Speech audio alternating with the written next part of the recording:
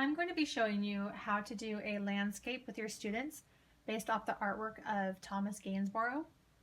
And some of the supplies you'll need to do this are some heavyweight paper, and I'm just using cardstock, so you can see that it's much thicker than just regular printer paper, for example, and you can easily get a nice big stack of cardstock for all the students at your campus. In addition to that, you're going to need painting supplies. So especially for landscapes where we have big areas and small areas to be painted, a variety of paintbrushes sizes is going to be really helpful. You'll also need either a paper plate per student or some type of palette. So of course the palettes allow you to use the little wells to mix colors, but paper plates are great because the cleanup is so easy. You just toss them when you're done. You'll also need some type of cleaning supplies for your brushes, so some water near each student and paper towels. I'm going to be using tempera paint, and this is going to be the most washable and just an easy paint for your students to use. First, you're going to want your students to design their landscape in their head. So give them time to all close their eyes. Explain to them to imagine any type of fantastical landscape that they choose. So in their mind, they're going to start adding things to their landscape and thinking about how they want to paint and design their image. So make sure it's quiet and all the students have their eyes closed as they begin to imagine this. When they're done, then they can open up their eyes, look at their paper, and begin to imagine what's in their head actually on the paper itself, so they begin to see it there on their flat surface in front of them. When they begin, you're going to want to have them use the large brush first.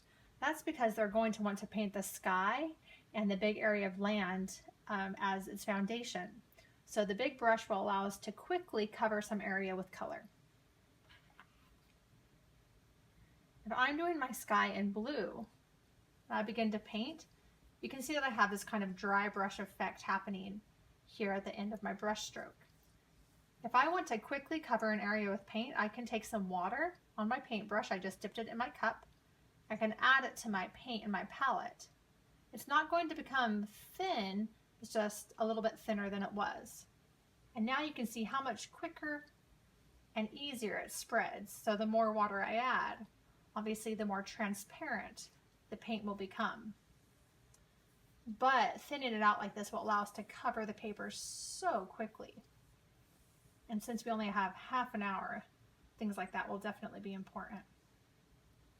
I'm going to be doing mountains, so I'm going to begin to kind of lay out the mountains in my landscape with my sky shape here and fill in my sky with blue. Whenever we do a landscape, we want to start with what's furthest away, and then we slowly layer forward. So all the students should be beginning with their sky, and then we'll continue to build piece by piece on top of that. All right, so I mostly have that done. I even kind of like these different shades of white and blue happening in there. So I'll use my water to clean out my brush, dab it a little bit on my paper towel. I'm actually going to be using the same large brush to do the color at the bottom and the mountains. I'm going to have my mountains be kind of a dark green, and now I can go in with my paint and quickly fill in the color there. And again, if I want to have it more transparent or easier to fill in, I'll just add some water to the color in my palette. Now it spreads very quickly and easily in my painting. And you see that if I want to take my paint and go even right over the sky, I can begin to layer up and even cover over some of the things I've already painted. I don't have to even worry about staying within those lines I made because I can just begin to create new lines as I add to my foundation. I have some mountains here. Now I'm going to do this large area with a bit of a lighter green. So again, I'm adding some water to my color. It's going to be very easy to paint and spread on now. here I go with this. I'm even adding some texture because I still had dark green on my brush. So I accidentally added this effect that I really like.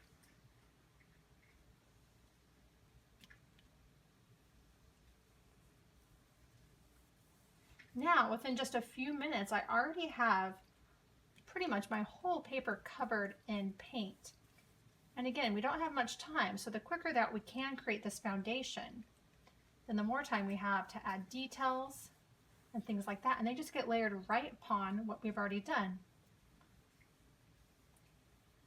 Now I have the basis of my landscape.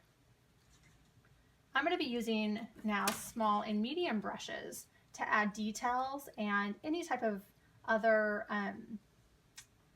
like trees or bushes or rivers or rainbows, whatever I want to add. I'm going to be using my smaller to medium brushes to do that now.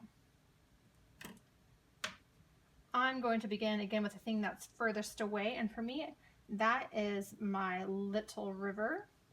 So I'm going to take some blue, and I know from perspective that things start small away the farther away they are, but the closer they get to me, they get bigger. So I'm going to use my perspective ideas and have my river get really large as it gets close to me.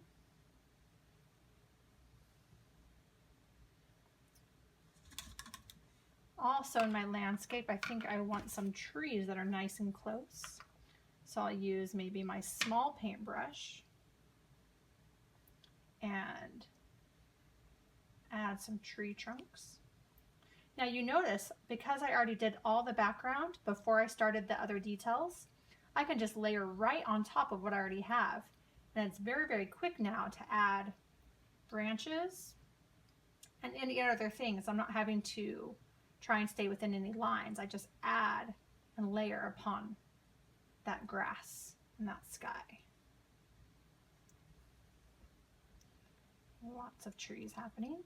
So the kids can add any type of landscape. Mine's kind of foresty. They might want to do something more jungly, or maybe something in the ice is kind of wintry. Maybe they would want to have a snowy place. Whatever they want to do. And just begin to layer and add onto what they have. I'm going to add lots of leaves going on here. Dab, dab, dab, dab, dab. And again, I'm building up, so the leaves are closer to me than the branches, so that's what I'm going to do next, is the leaves. Go on there. And I would simply continue adding on whatever I wanted. I'm going to do some little flowers in the meadow happening around here. And basically give the kids about 15 minutes, up to 20 minutes, to add what they want to their landscape. The reason that you can't use the entire rest of the time for the landscape is because you do want them to think about the type of people that will be living in this landscape. For each student, they're going to have a piece of regular white paper, and on that paper they can draw a few figures. So I have 3 people here, and I would be able to use scissors, cut out these people, and then once my landscape is dry, glue them in place in the landscape. If your students don't have time to cut and glue those people, just send home their landscape and this paper, and they can finish that step at home.